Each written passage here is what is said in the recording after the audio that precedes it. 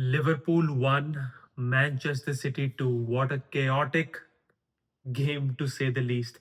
Welcome to Marching Reds. I am Amanchima and here I am to review the game between Liverpool and Manchester City at Anfield, in which Manchester City came out trumps and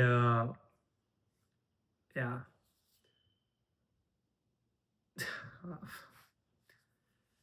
Yeah, it's a tough pill to swallow. Let's start from the beginning. The fact that we were entering this game knowing very well that United and Chelsea have won their games, so the game got even bigger for us. The fact that to stay at pace with them and make sure that we give them a proper run for that top four, top five spots. We wanted these 3 points because not only it would have given us the opportunity to stay right at their heels, but the fact that beating City at home would lifted the confidence within the dressing room. Although not saying that it was under any doubt after beating Newcastle and the way, I mean, like the manner in which we did, but winning against a tough opposition like City would have just like taken our confidence to the next level, would have taken our winning streak to 3 games, and then we could have maybe used this result to actually see some improvement in the table. So the fact that we weren't able to and what its implications are, we'll come to that later. But starting with the playing 11, uh, there were no changes from the 11 that got announced against Newcastle. So that just means Allison was in goal. In that right back position was Dominik Szoboszlai. Van Dijk and Konate started as a centre back pairing. Kirkes was on the left back position. In the midfield, Gravenberg, McAllister, and Florian Wirtz, and it was Salah, Ekitike, and Gakpo up top. And yeah, you have to give credit to City for that first half. I mean, Liverpool were hardly in the game. Like the fact that they were dominant from the first whistle itself, and we were just looking not even reactive. Like there's one thing called being proactive. A level below that would be being reactive, and even below that would be something that we saw in that first half. I mean, the best thing for Arne Slot and for Liverpool was the fact that it remained nil-nil, and definitely our performances had to improve from that on. The fact that Haaland got his first opportunity in the very first minute or so, and that just gave City confidence as each minute passed by. And there were like very few, not even moments, but like one or two off chances when Florian Wirtz got the ball. And with the passing range he has, he played through Ekitike towards the goal and like right in between the defenses. So that was something that I was hoping for. I would see a lot in this game, especially in the first half. And that is what I did not see a lot. And I mean, the fact that we were not able to get Florian Wirtz on the ball, given the fact that how fluent he's looked in the past few games, and even in the moments that he had in this game itself, that was such a dampener to see. And yeah, like my first half, like my after first half thoughts were simple. Like let's get Wirtz involved a lot more, because if he gets involved in the game, then of course you would see Ekitike making a run, and then if he doesn't pass the ball to him, either he captures onto the space provided by him, or then for that matter, maybe McAllister makes a run. So basically, with the ball around Wirtz's feet, you see a lot of things happening whenever Liverpool play, especially in the last few games. So I just thought like, okay, that should be the first plan whenever we start the second half. But the second half was a much improved performance. Like what we saw in the first half, it wasn't a continuation of that in any manner. Like we were defending the ball better, we were pressing the ball a bit higher, we were right at City's defenders and midfielders, and the fact that they were looking not shell shocked, but they were sort of forced to sit back and absorb the pressure. And then Dominik Szoboszlai with that free kick comes in, and just like this, he just scores that hell of a free kick. And at that moment, I'm sure even the Arsenal fans would have, first of all, been reminded of the free kick against them. But this one would have definitely made them feel a lot happy, at least at that point of time. And I mean, you just need to search up that goal, because any words or any phrases that I use for that, would fall short of the high praise or the high quality that it has. And yeah, I mean, at that point of time, I thought we deserved it because a lot had happened even before that. The fact that there was this one moment at nil-nil when Mark Guehi sort of pulled back Salah's shirt right outside the box, and of course it wasn't a penalty because that situation happened outside that box. But the fact that it wasn't given a red card, and yes, you can have your own opinion on it, but for me, even if I remove my Liverpool bias, the fact that the ball was played through and it was just him and the keeper, and of course maybe keeper would have stopped the ball or like saved it or like denied the goal, but for me that definitely was a goal scoring opportunity.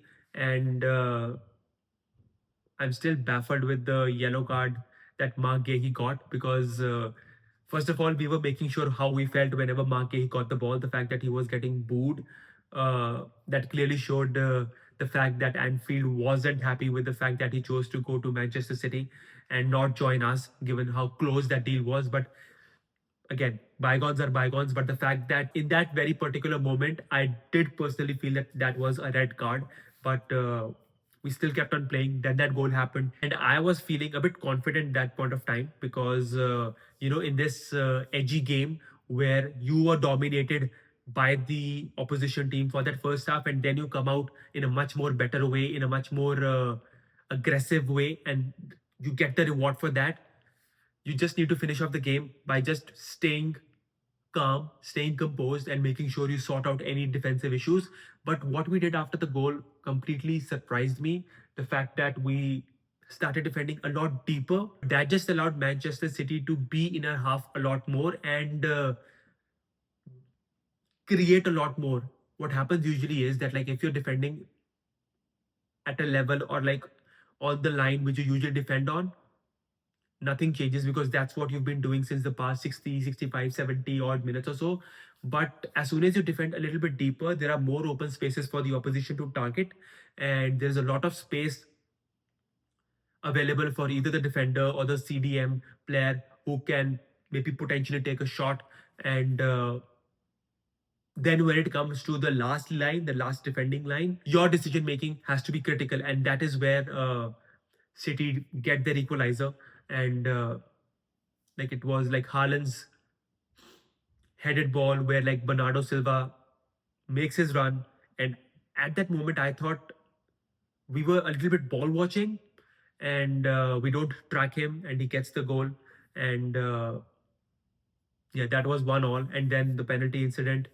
And right before that, it was there was this one play before that in which Curtis Jones was trying to play Mohamed Salah through, but it got intercepted by Mark Guehi, and that was a very close shave. And on the other end, we do end up conceding that penalty, which was slotted home by Haaland. So 2-1 to City, and yeah, I mean those were the fine margins, or like that is how close we were, or not winning the game, but like how close we were on getting a good, decent chance right in the end, which ultimately led us to conceding that penalty. And like what happened in the last few minutes or so, the fact that Szoboszlai got a red card for that shirt pull, which is exactly the same thing that happened with Mark Guehi and Salah, and that was not a red card. So yeah, yeah. I mean, that's what happened. That's how things transpired, and of course, it's it's it's it's it's really difficult. It's. I mean, the fact that we won two games back to back, and it happened the same thing the last time around too. We beat Aston Villa, we beat Real Madrid, both games at home. Then we end up playing City, and then they beat us.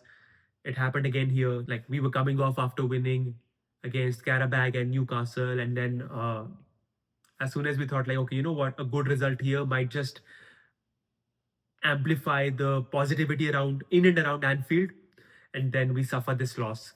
It is tough one to take, but we will take it nonetheless, and we have to move on. The fact that the next game for us is against Sunderland, and it's like what, a 2-day turnaround, that should be considered as a positive because I mean, you can't make things go back on track because you're still chasing that top four, top five spot, and you're still far behind now, given the fact that it's like 5 points away from that fifth place currently.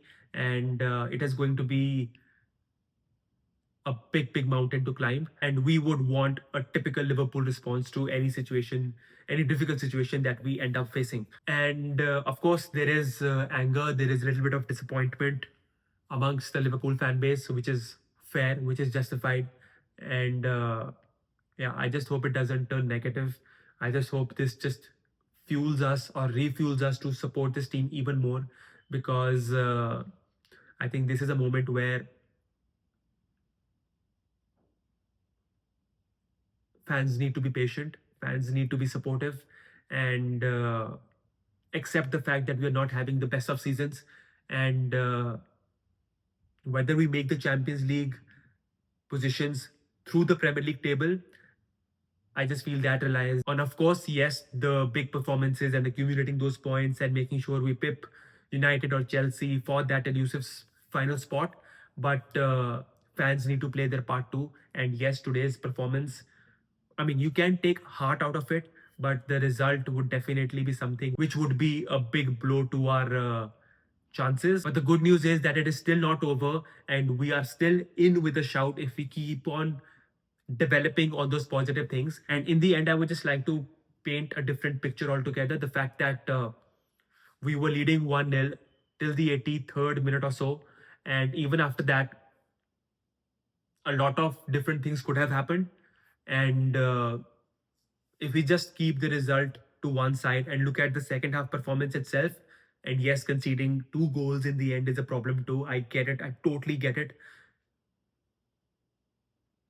But there is something that I can see that Liverpool as a team, as a unit, can build on from.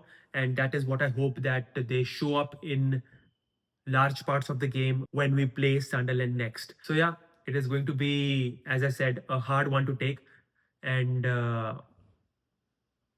yeah, we move on. So you let me know what you thought about this game. Let me know if Arne Slot should have done a few things differently. Let me know your reaction on the Guehi-Salah situation, the last chaotic 3 or 5 minutes or so, and the fact that we won't be having Dominik Szoboszlai, who's been the guy for us this season. The next game, we would have to be creative with that solution too. And yeah, we would have to be watching another guy playing that right back position. So I don't know who is going to be, whether it's going to be Curtis Jones or Endo. So yeah, a lot of unanswered questions are still left on the table, and yeah, we need to pull our socks up because we need this. And yeah, today was not heartbreaking, but gut-wrenching to say the least. So let me know what you thought about the game in the comment section below. And if you've liked this video, let me know by liking this video and also subscribing to my channel. I'll see you very shortly in the next one. Till then, take care.